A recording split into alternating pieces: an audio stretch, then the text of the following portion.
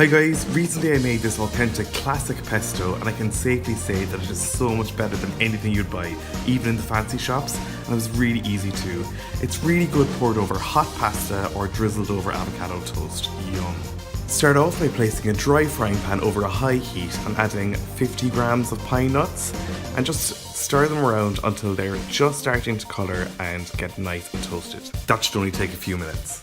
Then take them off the heat and allow them to cool down. Next you'll need 80 grams of basil leaves, so just take them off and discard the stems.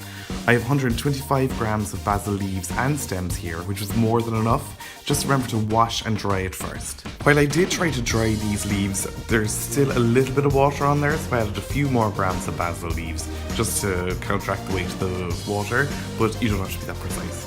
Then just set them aside. Now weigh out roughly 40 grams of Parmesan cheese and remove and peel 2 cloves of garlic. This will be quite garlicky because it is going to be raw, so use 1 clove if you prefer.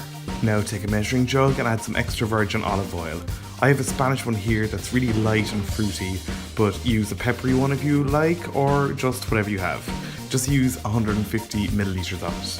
Now add your garlic and parmesan, and with a hand blender just blitz it up until it's really nice and smooth. You should be able to feel when it's smooth. There are no more bits of garlic and cheese at the bottom.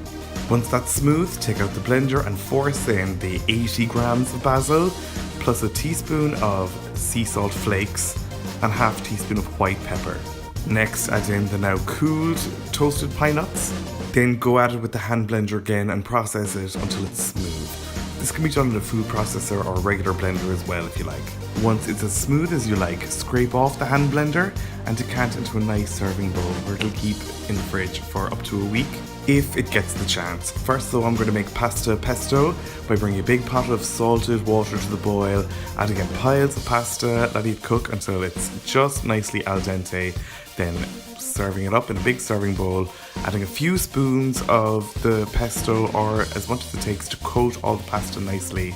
Then while it's still hot, grate over another little bit of the Parmesan cheese, garnish with just a few of the prettier basil leaves, and give a small little drizzle of extra virgin olive oil over the top.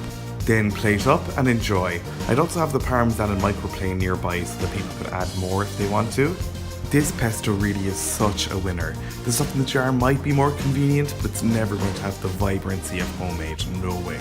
Thanks a million for watching guys, I hope you liked this video and this recipe. If you did, be sure to hit the like and subscribe buttons below. You can check me out on social media if you like. You'll find all the links to my accounts in the description, as well as the link to my blog where you'll find this full recipe at www.rookiecook.org.